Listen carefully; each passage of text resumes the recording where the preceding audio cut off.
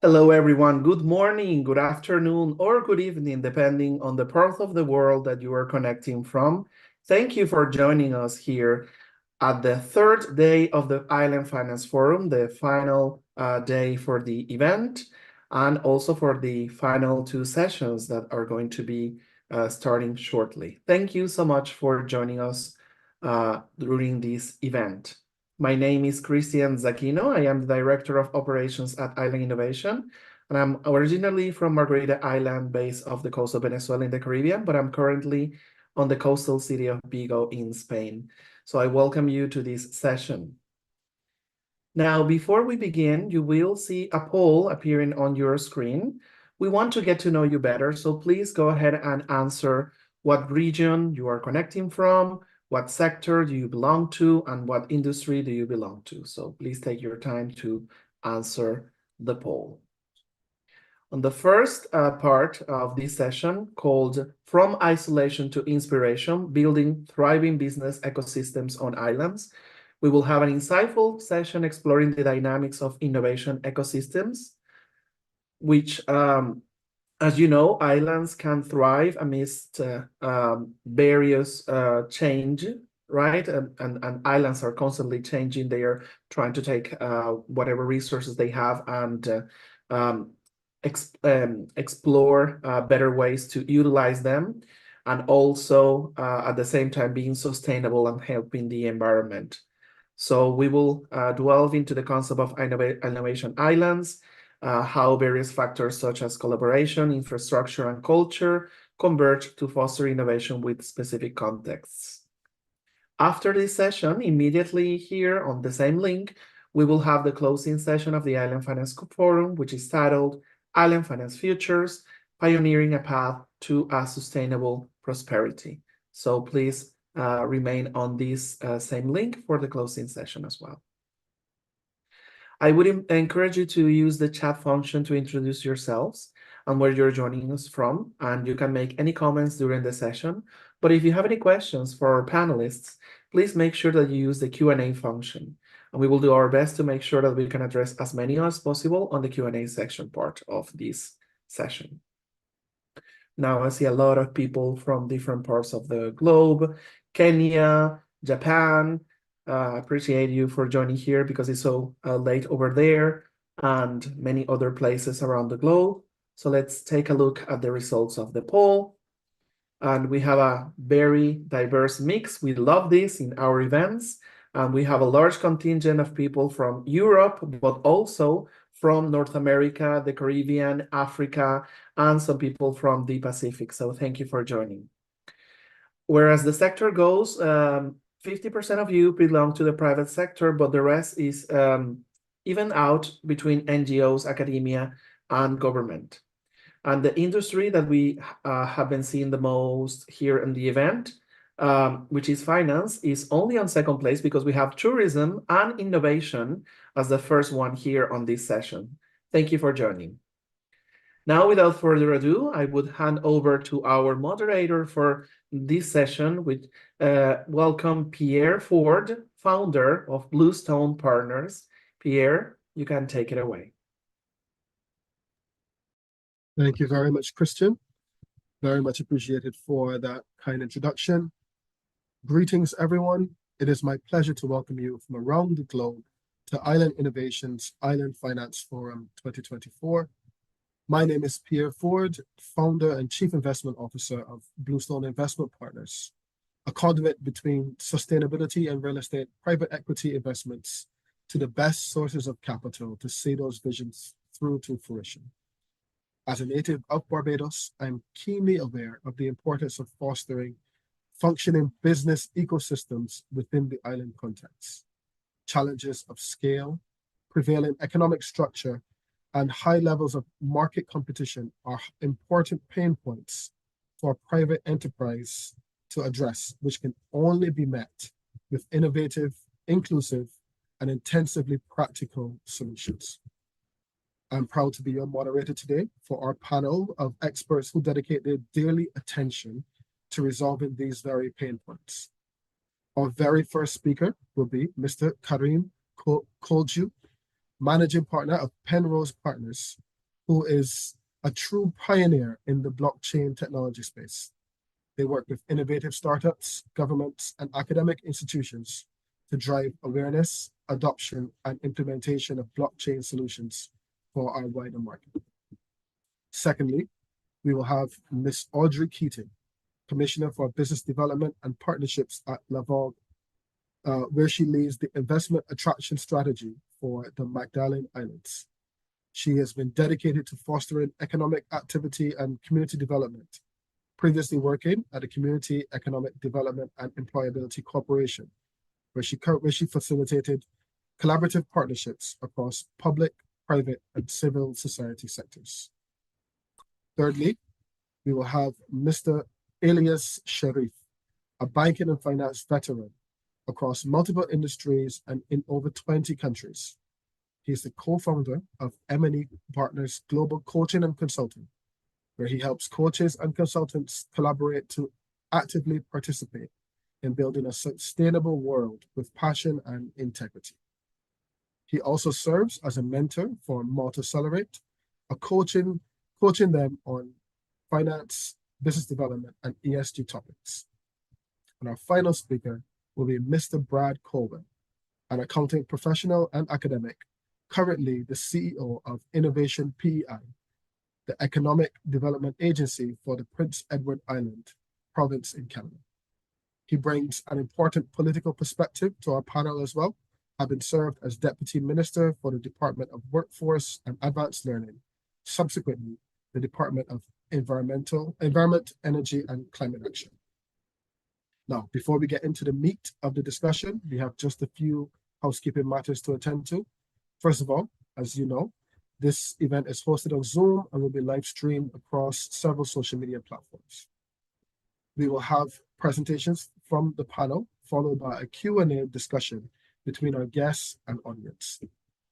If you would like to pose a question to a member of the panel, please share your question in the Zoom box, along with your name, where you're joining us from, and the panelists you're posing the question to. Please make sure the section is set to all panelists and attendees so I can direct the question to the appropriate recipient. And with that, I'd like to welcome our first speaker, Mr. Karim Kolchi. Awesome. Thank you so much, Pierre. And thank you so much for Island Innovation for hosting me. So today's topic being from isolation to inspiration, building thriving business ecosystems on islands. I guess it's my role to give a perspective of what we've been working on and how we've been able to drive innovation and ecosystem building specifically in Bermuda. For quick background, from island to island, I actually, my family's from the Princess Islands in Istanbul in Turkey, but I grew up in Canada and then was adopted into Bermuda. So wherever I go, the island communities always pull me back in. But really, just for kind of quick way of background, I've been working professionally in the digital asset space and blockchain space for my entire career.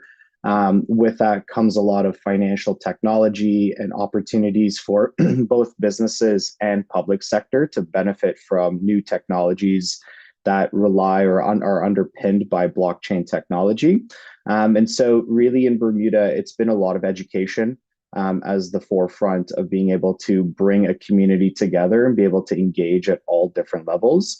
So we've done everything from public sector education with different divisions of government, all the way to educating the private sector, including law firms, banks, and technology companies, and then going down all the way to the grassroots levels of students, as early as middle school, high school, and college students as well, so that we can start to get feedback and understanding of where all of these different groups fit and where they are in their technology adoption journey. And so really in Bermuda, one of the biggest kind of opportunities that was created was in 2017, the government of Bermuda understood that there was an opportunity at regulating digital assets, similar to how they had created innovative legislation and regulation for the insurance sector many decades ago. So really with that created a, call it ignite in change. And really with that came a lot of questions and uncertainty. But internationally, the island was recognized as pioneering and providing regulatory clarity for an industry that couldn't innovate and grow at the rate that it needed to, whether it be in Canada, United States, UK, or in other jurisdictions. So with that, a lot of international companies started to come to Bermuda and achieve regulatory licenses from our Bermuda Monetary Authority. So when you have an influx of international experts, businesses with all of these innovative and pioneering ideas, it was incredibly important for us to make sure that the local community was able to engage, feel that they had access to the certain products and technologies that were being brought to the island, but more than that, being educated on the opportunity and being creating platforms for them to be able to, be hired into some of these technical high-paying roles, very similar to how the insurance and reinsurance market stimulated Bermuda's economy decades ago. So a lot of the work that we've been doing has kind of crossed a lot of different industries and subsectors in Bermuda. One of the biggest opportunities that we had, and definitely was one of the biggest projects that we worked on, was launching a startup incubator in Bermuda. When you have large international companies that can finance their way to market, we want to create opportunity and access for smaller companies internationally, but also locally, to be able to take advantage of this new legislation that was created in Bermuda. So that was one of the biggest projects that we saw have impact in the local community. We engaged local entrepreneurs. We partnered with the Bermuda Economic Development Corporation and the government of Bermuda to be able to go educate and engage Bermudians, to be able to encourage them, one, to participate in the digital asset and blockchain industry, but then provide them support and guidance and mentorship about bringing their products to market, learning incredibly important entrepreneurial skills, and being able to test their products in safe environments. So that was really inspiring to be able to do something at the startup level. But beyond that, we've been working across the industry, hosting international events similar to the ones that Island Innovation hosts, bringing together all different groups into one collaborative environment. So I'll throw it out there, but in Bermuda, we're hosting our 5th annual International Tech Summit, April 29th to May 3rd. It leads right into the Sail GP race in Bermuda. So it's going to be an exciting time on the island. I invite all of you to come to the island and see our innovation ecosystem in action. We'll have amazing groups from the fintech and digital asset sector. We've got Coinbase, Circle, and groups like that that have really pioneered at the global stage, coming down to demonstrate at the grassroots level how their products and technologies could be adopted in Bermuda. And so I look forward to conversing with all of my panelists and welcome you all to Bermuda this spring. But with that, Pierre, I think that's enough rambling for me. Maybe we pass it along to our next speakers. Thank you very much for that, Karim. It was very interesting. Now, I'd like to pass on to our next speaker. Sorry,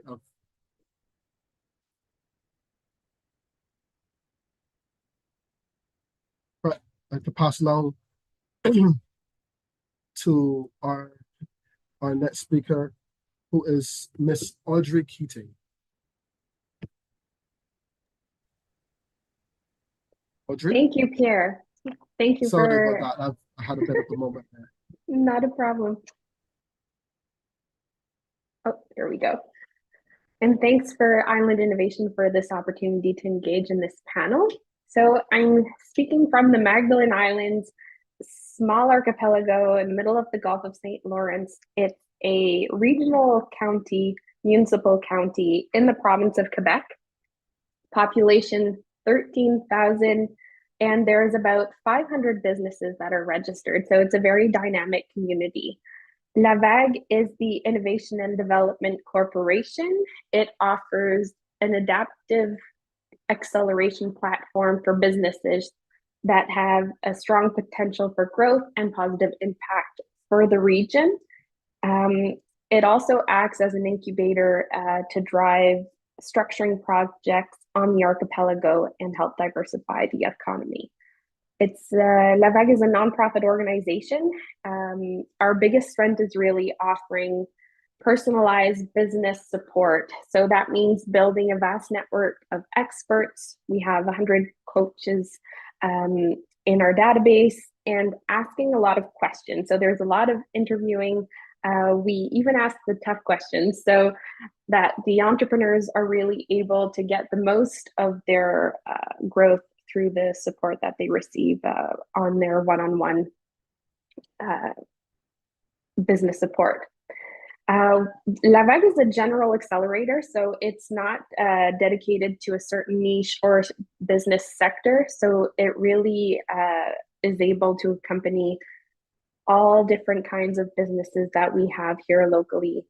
And it offers the one-on-one platform. So that is a 300 hours that the entrepreneurs are able to access with a coach, or we also offer programs. So it's really personalized to what entrepreneurs are able to dedicate in time and energy.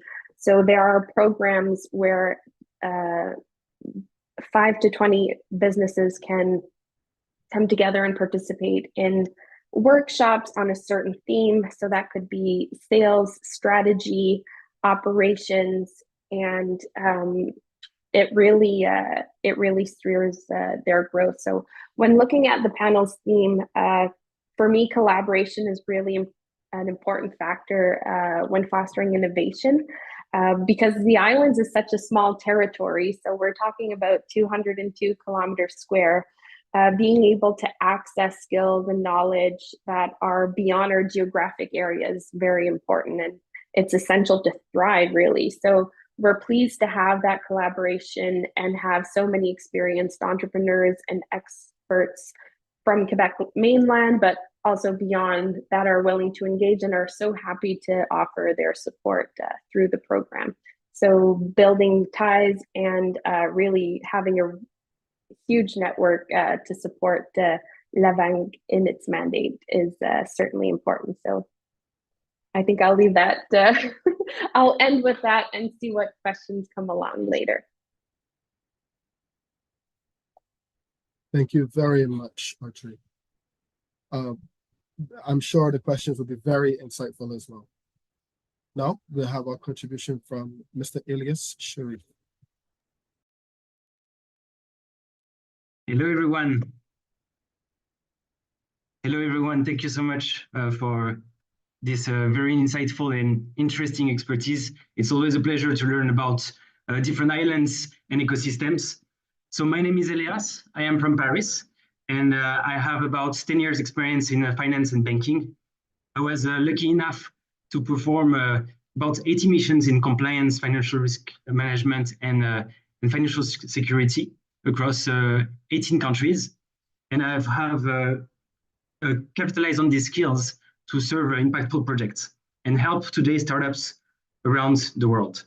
So that's why we created many partners, as I'm a co-founder, and we help today startups and businesses to expand and grow. So we see growth in two ways: external growth, helping companies find new clients, new partners, new investors, but also expand to new regions, new geographics, and new industries. And internal growth, which is working on communication, marketing, strategy, but also coaching teams, preparing financial planning and business models. And for us, three pillars are quite important to drive sustainable change. It's innovation, education, and sustainability. We are doing our best to connect businesses together, from fintech to AI, agriculture, or even other industries. We really believe in synergies. And that's really the key challenge today, I think we're facing in 2024, how to gain insights across different sectors. So maybe some of you are wondering why Malta and why islands? Well, I was lucky enough to be traveling to quite a few beautiful islands in my life. like Sicily, Martinique, or Corsica.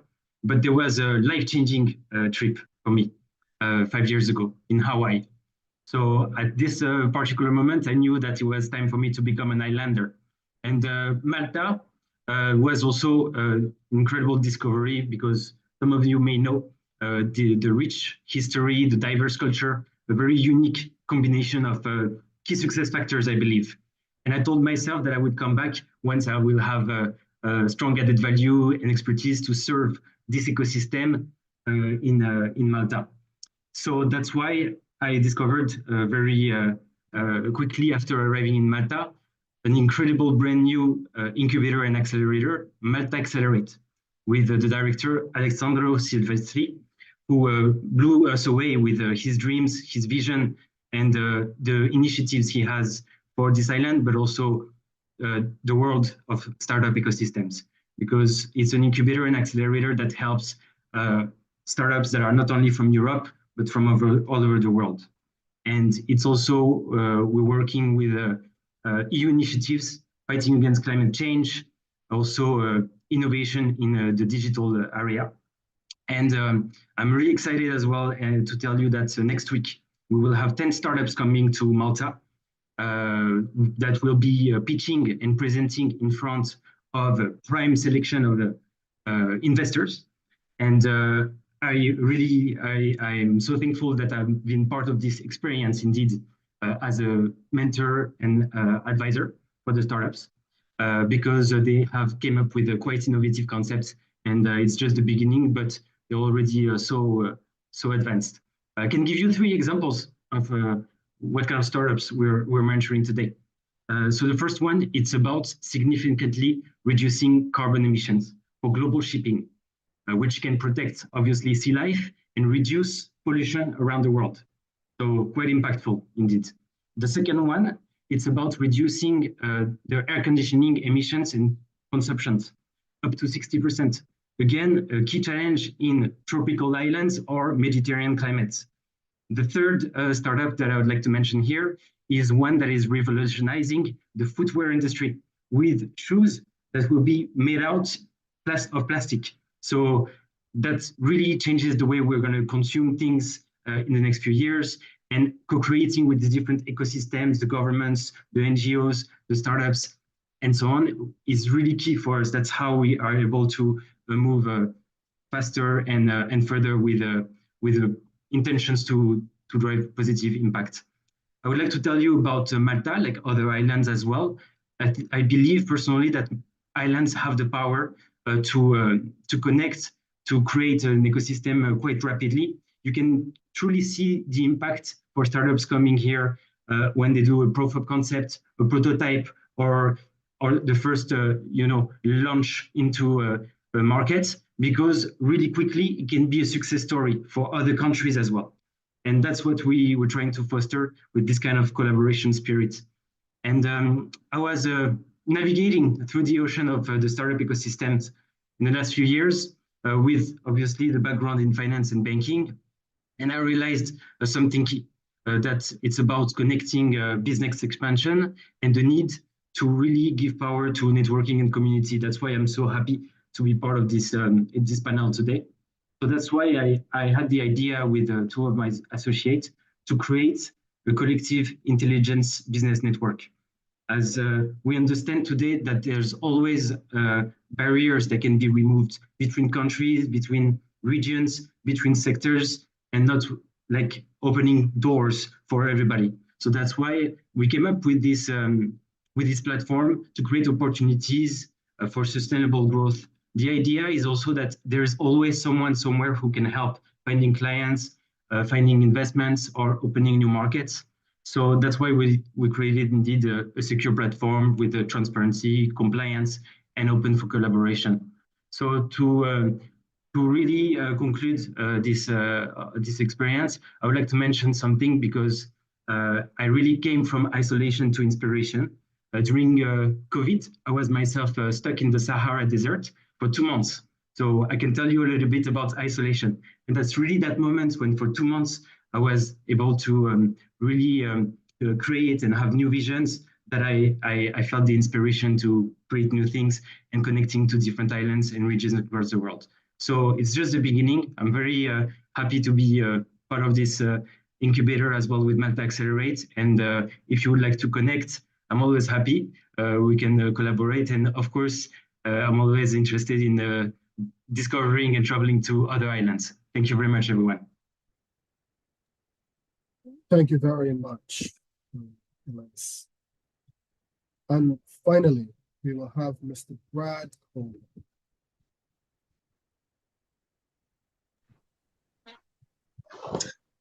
Thank you, Pierre. And if I get a little long-winded, please feel free to cut me off, as I know you will.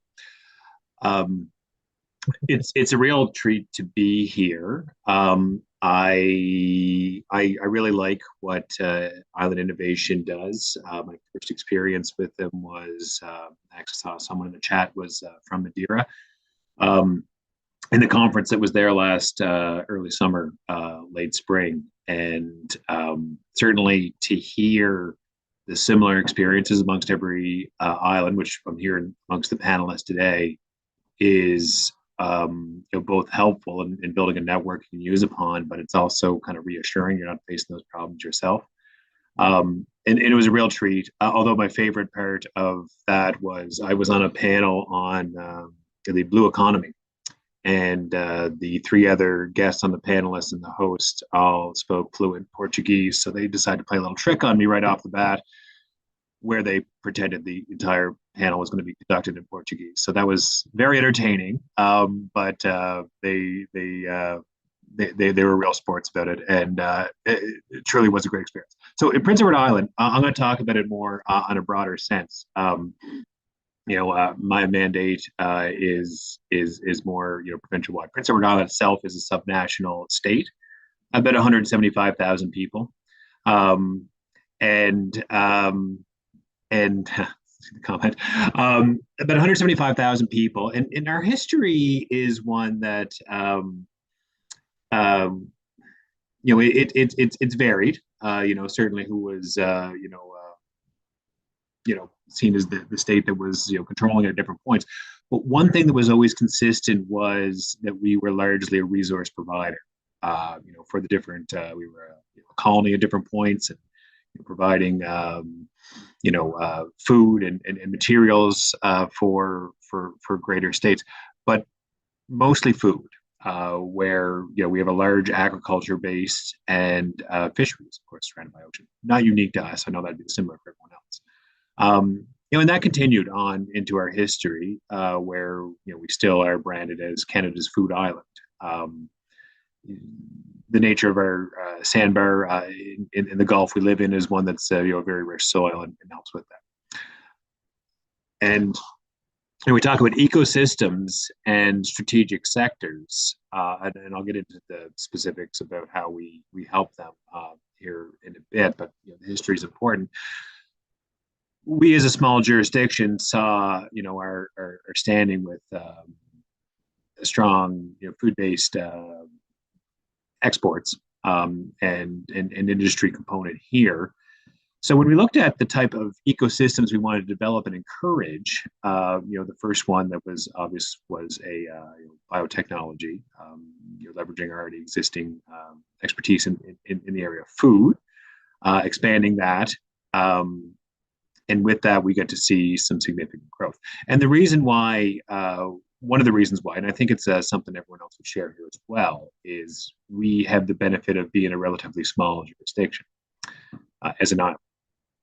And with that, we all know there's some challenges in it. Logistics is a problem, for us. And I know, like talking to government officials when we're in Madeira and other places like that, who are even further away from large land bases, that can be quite a challenge for shipping goods or different elements there. We're a little closer, but it still is a challenge. But what we do have the benefit of is alignment and kind of almost a joint collective mindset. Elias talked about isolationism and how that can help, but sometimes that can encourage people, whether consciously or subconsciously, to work together a little more. And we've always found cooperation has been something that's very helpful here, and something that everyone buys into, which has been probably one of the undertones of the different successes we've had in our different ecosystem development. The other one, which I'll speak to my own experience as a government official, is on alignment. By having a small jurisdiction, when you take a focus on a strategic sector you want to build an ecosystem around, you can quickly align government supports, policy, regulation, legislation, and have that work within the industry immediately. It's easier to get everyone on board with the same vision right away, and that's what we experience with biotechnology immediately. As we branded beyond just a resource-based economy. Further, a couple other examples we have. One would be aerospace, where we have a large industry where, at different point we had Army and Air Force bases that were just stationed here. So we are able to use that existing infrastructure and build upon that. And the next one that we're kind of endeavoring down now, we do have a bit of a sector clustering in this area already, but we want to expand upon it, is on clean technology. And as was in the little preview, 1 minute till the meeting starts, warning right off the bat, we have the Sustainable Development Islands Forum happening in May in our province. Certainly hope that many here are going to be there, and if so, please seek me out. I'd love to meet you. That's one where, as a bit of a backdrop to that, and I won't go too much in depth, but culturally, much like other islands here, we care a lot about our environment because we know our environment's limited. Things like climate change, rising sea levels, is more of an existential threat to us than it probably would be for some other larger land bases, just by the sheer virtue of there not being much land. We've always been an island that takes a lot of pride in things like waste management, water management, and now we're endeavoring down a pathway to reduce our carbon emissions and be net zero by 2040. It's for some of those reasons why we felt we were the proper place to see this sustainable conference happening and showcase what we're doing. But with that, that cultural pride we have has been one that has able to get everyone on board with what we view as our next strategic sector, being like clean technology, and investing in a better, more sustainable future for all of us. So I mentioned 3 different sectors in there, and Pierre, apologize for going so long already, but with each one, we would have a dedicated ecosystem, accelerator, incubator network that's established to help each one and have that focus on each one. Because I personally and many others truly believe in the power of clustering. Clustering can almost get a little extra accelerant in an island environment where, again, there's that sense of we need to work together to survive because we don't have as much of a network to rely upon. So I won't go too much in detail. It has some similarities to what Audrey Elias has mentioned with theirs. Really exciting things. I heard you talk about Elias with some of the companies that they're setting up there. We have a few similar ones as well, and by getting everyone on board to support those right away and ensure that the network's there to help them foster growth has been the piece that I found has been most helpful. I think I've rambled enough here, so I'll turn it back to you. But thank you so much for having me here and let me talk. Thank you so much, Brad. I wasn't going to cut you off for another 2 minutes or so. You were doing pretty well, I'd say. So thank you very much for your contributions, everyone. It was so interesting to hear about your different experiences and how the features of island life have been able to influence your journeys. Right now, I'd like to open up to the Q&A. And as we go through these questions from the audience, again, I'd be really keen to hear what your individual insights are. I'll remind everyone you put your questions into the Q&A addressed to everyone, and I will select the questions for the particular panelist. Be sure to put your name, where you're contacting us from, and the panelist that you want to address the question to.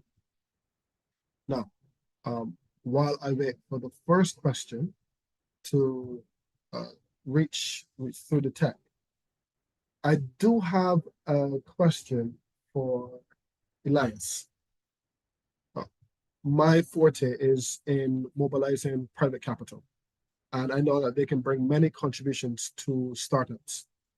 What is the single most impactful role for private capital within your cohorts?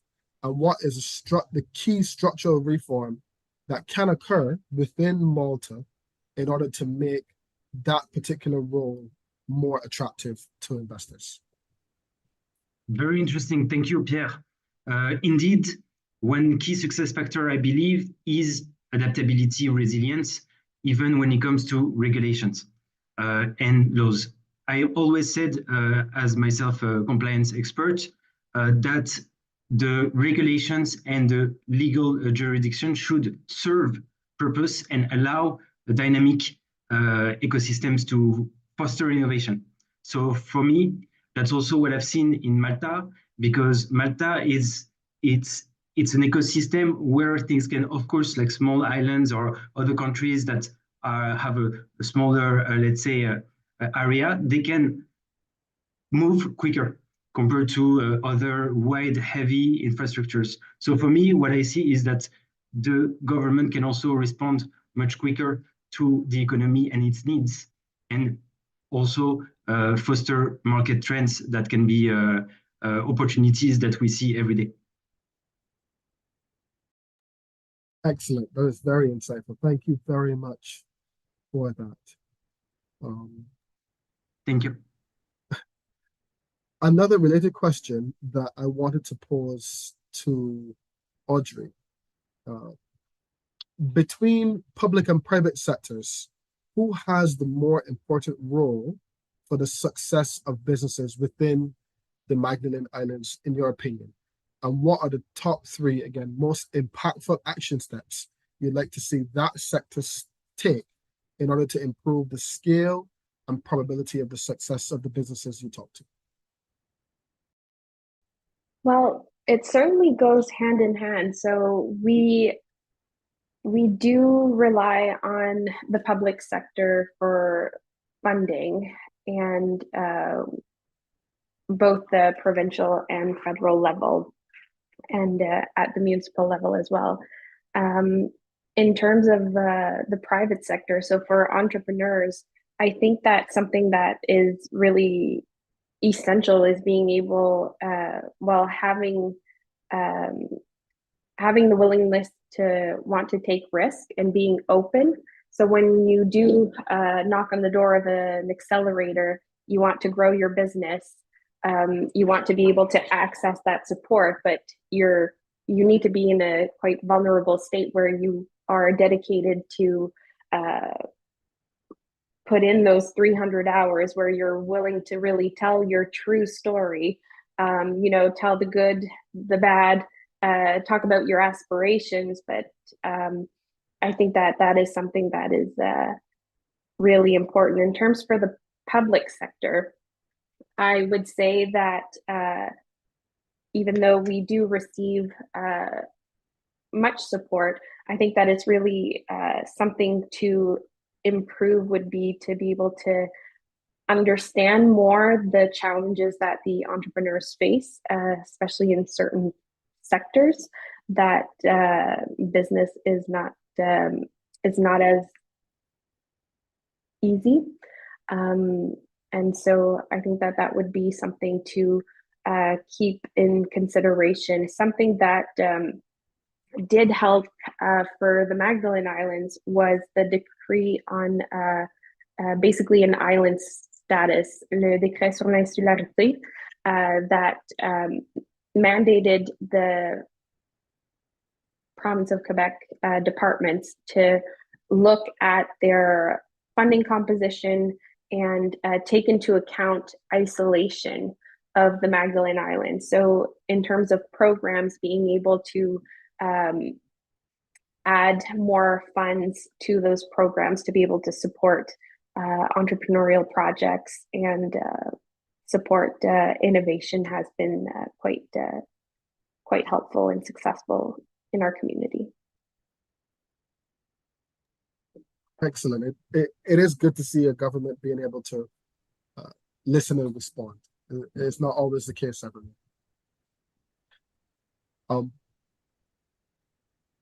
Another great question for this time for Karen is ESG is one of the most controversial kind of investment themes at the moment. And as an expert in particular in digital assets, I was wondering, where do you see the key contribution of kind of blockchain technology in the ESG complex? And what bottlenecks do you see preventing the technology from having the maximum effect? Yeah, I mean, there's a lot of areas where the overlap comes about. One of the biggest one is definitely in transparency and accounting. As we've seen in the last decade or so, as carbon credits and voluntary markets have really developed, they haven't developed in a unified fashion, as well as a lot of the practices of accounting for them or transferring, redeeming. There's a lot of gaps there, right? So one of the biggest promises that blockchain technology really does bring to the ESG and to the sustainability markets is being able to provide that deeper level of transparency and accountability, especially when we're trying to cross markets, right?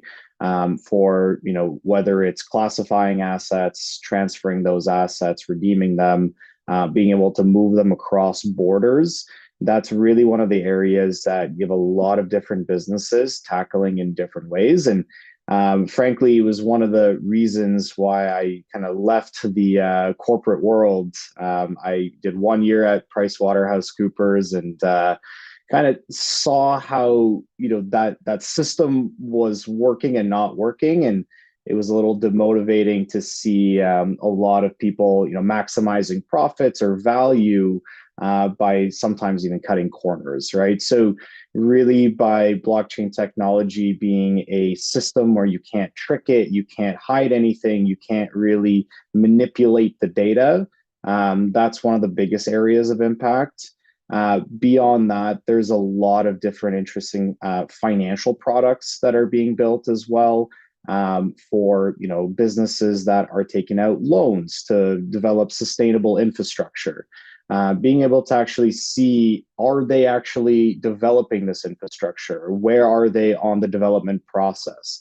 Once that infrastructure is actually developed and operating, how are those assets flowing and moving and going back to paying the loans? Are they actually doing what they said that they were going to do? So I really do believe it's going to hold businesses and governments more accountable in achieving their ESG goals. And I think that's been a bit of that gap where there's a lot of greenwashing, marketing, and being able to kind of, promote the things that people want to see. But I think once you kind of underpin it with technology that is, the proof is in the pudding, right? You look at the data and you see yourself what's going on. I think that auditability and transparency rolls up to accountability. And I think that's really where we're going to start seeing impact actually be realized, is when those little corners that were getting cut, or those areas where you couldn't see through, finally kind of come to fruition. So yeah, I'm really excited. I mean, it's been a long journey. These promises have been made from 5-10 years ago that we were going to solve these problems. But of course, change takes time, and I'm always looking to contribute and do our part. So always happy to connect and bring interesting projects that we're working on forward to connect with great people in this group here. That is excellent. I also find that there's the attribution issue for projects that are actually positive.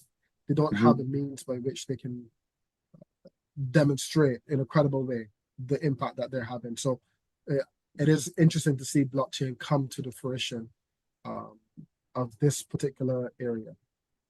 So we actually have a few questions in the chat box, all of which seem to be related to digital assets. Well, two of them anyway.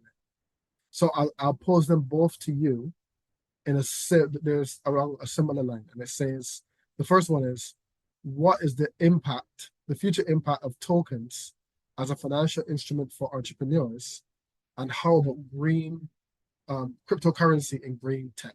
So I'm guessing these two are relatively related, and I'll let you answer those questions.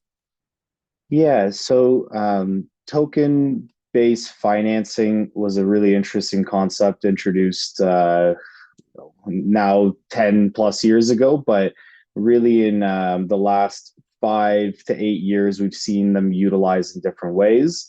A simple way of understanding it is businesses that are raising capital, often in the earlier stages, do that in private ways, and eventually they'll grow and do an initial public offering and be able to raise a larger amount of capital from the public. What tokens and cryptocurrency-based financing allows entrepreneurs to do is at that private level where they would only maybe be able to go to friends and family, they may be able to do a token sale that is more international in nature and be able to raise larger sums of capital. We've seen this model be manipulated and taken advantage of and really gone out of control. And this is kind of the phases of technology adoption and evolution. But today it has really kind of fallen into an area where it gets captured within regulation, which allows it to be done in more of a fair way. So, for example, some countries, it falls into securities laws, right? So whether you're using a share class that you're raising capital for, instead you can use a token. So rather than diluting the share capital structure of your company, giving away those shares to those investors, you could actually preserve 100% ownership of your company and do a token sale that may be more attached to the platform or product that you are launching, to say, rather than you invest in the shares of my business and invest in the growth of my business, you can purchase a token to access my product and my platform. And as that product and platform grows, the value of those tokens can appreciate accordingly as well. So it provides an alternative to financing, especially if you want to access international markets. And just to touch on the green elements or the cryptocurrency for green tech, there's many different ways you can utilize cryptocurrency tied to green tech. We talked about carbon credits. We talked about sustainable, infrastructure financing. But there's really any way you can imagine a asset within your business model operating in a clean tech, green tech business. If that asset is transferring ownership, interacting with a product, there's a way to program that asset to do what you want it to do. And ultimately, based on your regulatory environment, that token could either stay stable and doesn't change in price. It's like a digital dollar interaction almost, or it could be an asset that is perceived to appreciate in value like a security, and people can kind of invest in your project or invest in your vision and grow in value as your business or product grows in value. But hopefully that answers that question. Thank you very much. I found that's very insightful. I have a question here that I'm going to pose. It's relatively, it could be seen as a little bit vague, so I'll try to streamline it somewhat. The question is for Brad. Yeah. How has the focus on immigration in Canada affected the way PEI innovation services function? And are there steps to be taken that will improve the attractiveness of PEI for entrepreneurs and skilled workers, particularly given one of the constraints of islands is access to human capital. Well, are there particular steps that could be taken to attract the talent to PEI vis-a-vis larger provinces that are nearby? It's a great question, Pierre, and one that's really quite timely. Is that's been a real significant discussion point here in our province. So, you know, Prince Edward Island, we've been lucky that we've been, you know, leading our country in immigration recently, in attraction. But lately the question has been focus. Immigration is one thing we struggled with. That actually is a world I worked in at one point here in our jurisdiction, right off the bat. Probably about 15 years ago when we turned our focus to this. It was a challenge, and probably at that point one of the bigger challenges was culturally, where there was very little immigration. Little bit, our community wasn't that diverse, and with there was a real concentrated focus on immigration, and that has led to a more diverse culture, which has led to more interest in immigration, but more importantly, more retention for those who move here. So within our own national immigration program, we have a chance as jurisdictions to nominate, we would call them, ones who would get accelerated processing. And our focus in that had been on the entrepreneur stream for a while, those who wanted to come here and set up a business. So with that, it was successful, but to the point where workforce needs then become more of the priority, because the entrepreneur community, as it started to come here, kept continuing to come here. So now we pivoted more towards workforce. But back on your question of what are the best ways to attract it. If you have someone who's seeking your jurisdiction solely for the immigration pathways, that's not usually the entrepreneur we want to be figured out. So it's really comes back to the wraparound ecosystem and services, much like some of my colleagues here have in their own jurisdictions as well, that really become the true enticement, I guess, for immigrants you want to bring in to set up and contribute to your ecosystem. Without that, and without people wanting to come here for the right reasons, it's usually not the immigrants you want to come here and set up, because it doesn't have that longevity. Does that answer your question?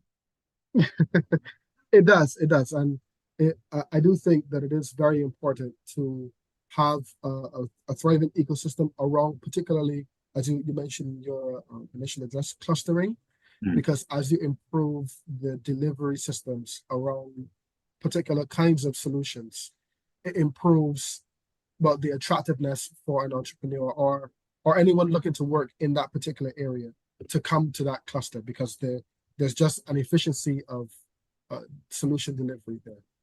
For sure, absolutely. All right, I think that is all the time we have questions for at the moment. Just to have a quick wrap up. In islands, one of the key kind of features is that you really need to bring the benefits home to the island. Starting with Karen, starting in Bermuda, which has a reputation for financial regulatory innovation, to bring that, to increase the awareness and the adoption of new technologies like blockchains, and bring that value to the local population rather than just to increase the capacity to serve offshore markets, is very important. This connects with the need for collaboration between different parties, as Audrey does in her day-to-day job, especially bringing collaboration across sectors within the societies. Faced with the limitations of small islands, particularly when you are nearer to much larger islands, collaboration really is the key. Private capital has an important part to play, and fostering innovation at the grassroots level is also very important. Elias's work in mentoring innovative startups is so critical in bringing ideas that solve real market problems to those markets and giving them the best chance of survival and thriving. And no island is truly an island. Working together within the available technical capabilities that you have does create strong specialized advantages. This role of openness and collaboration within the circumstances that you do face is critical. And this is one of the things that Brad really brought up in his presentation.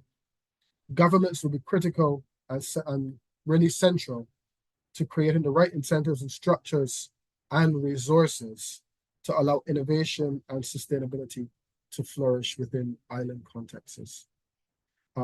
With that, I think that is my summary of the discussions that we've had here. With that, I'll pass on to the CEO of Island Innovation. I want to thank everyone for attending and providing their incredibly invaluable inputs. And I look forward to finding ways that we can collaborate and share our expertise for the success of the islands that we serve. I pass over to James, CEO of Island Innovation, so he can close up the session and start the final kind of wrap up for the week. Thank you James? so much, Pierre, for that. I think that was a really fantastic session to end the Island Finance Forum on. So thank you very much to Pierre for moderating, and also to Brad, Karim, Audrey, and Elias for sharing these stories from very different islands in different parts of the world, each with their own unique challenges, but also showing us the common opportunities and common problems that they're facing. I think there's a lot that can be learned there, and that goes exactly with the idea for this conference of bringing together financial stakeholders in order to ensure the resources are there for driving sustainable development in its broadest sense. And I really enjoyed the anecdote from Brad about the Island Innovation Conference last year in Madeira in Portugal. It was fantastic to have the delegation join us from Prince Edward Island for our Madeira conference. And so that was really what caused this conference now to be going to Prince Edward Island in May. So I'm looking forward to seeing a number of you here, including Audrey and Brad, possibly a few other people I see in the audience attending that event, the Global Sustainable Island Summit taking place in May in Prince Edward Island. And there'll be some more information coming up in the chat about that shortly. Just to wrap up on this panel, again, thank you all of you for taking part and really sharing those stories. It was a real pleasure to listen to that, and enjoy the rest of your day. I'll now move into the closing part of the Island Finance Forum 2024. So speakers from the previous panel, feel free to stay if you'd like, and you can also turn off your cameras and listen in would be great. So in order to just give an idea of what else is happening with Island Innovation and around and outside of this conference, I think it's really important to note some of the amazing things that have happened over the last year. As we had discussed previously, our recent or last year's conference in Madeira was a real highlight for bringing together our community, but as was COP28 in Dubai this year, the Global Climate Conference, where Island Innovation co-organized the Island of Hope stage, 5 days in-person events, and also supported a delegation of 10 young people from the Caribbean region working on climate justice issues to attend that COP in person. The last year has been an absolutely amazing journey for myself and all of our team. As you may know, Island Innovation is made possible by an incredible team of people working. We're 18 of us working from different parts of the world, from the Caribbean to Africa to the Philippines to Europe and South America. We're a really global team that bring this event together. And looking ahead to the rest of the year, we have a number of exciting programs taking place that we hope that you'll be participating in. So most importantly, was already mentioned, the Global Sustainable Island Summit taking place in May in Prince Edward Island. All Island Finance Forum attendees are entitled to a discounted ticket. So check your emails for the discount code, which is available for the next few days if you would like to join us in Prince Edward Island. We've sold over 100 tickets, so there's about 50 or so left, and we've confirmed government representations from over 20 countries from around the world. So it's going to be a really fantastic event to continue some of these conversations in person. After the Global Sustainable Island Summit, Island Innovation will be at Force, attending the 4th International United Nations Conference on Small Island Developing States in Antigua and Barbuda, SIDS4. So our team will be attending that and hope to see some of you there. And of course, we have our own virtual Island Summit taking place in September, which is our flagship event. This will be the 6th event taking place every year. So it's a busy year ahead, lots happening, and thank you to our audience for being a part of this and supporting all of this work. I think the last few days' conversations were really resonated with me, particularly as we are preparing for SIDS4, highlighting some of those challenges faced by small island developing states, but also the wider challenges faced by island regions from Canada to the Arctic to the South Pacific, and really around the world, this really broad range of participants that took part here. It's a pleasure to be involved in creating these events that raise an impact on, and also more importantly, find solutions for sustainable development to connect these different regions. So I would like to invite all of you to please share. There is a feedback form being linked in the chat. Please do share your thoughts, your experiences, and your ideas for future events. We really appreciate your input to know how you found this event and give us ideas and input for the next upcoming opportunities. So please do take a few minutes to fill in that feedback form. We would really appreciate it. And of course, all of the recordings from this week's sessions will be available on our social media and YouTube channels. So everyone who's registered, you will receive them, because I know it's a lot of sessions and I'm sure you didn't join all of them. So take some time in order to really look through those recordings and check out any of the other sessions you might have missed. I can just see a few comments in the chat, so thank you to our team for sharing that information about the next upcoming sessions. Okay, well, with that, I would like to give a special thanks to the President of the Federated States of Micronesia for opening this session, along with the Governor of Guam, and also to our other government and high-level represented, Minister Gums Marie from Anguilla, the Premier Mark Brantley from the island of Nevis in the Caribbean, for taking the time on your busy schedules to join us. And also a big thanks to all of the speakers, the moderators, the partners, and all of you as the attendees for joining and supporting this event. We really appreciate all of that help and look forward to seeing you at the next in-person event.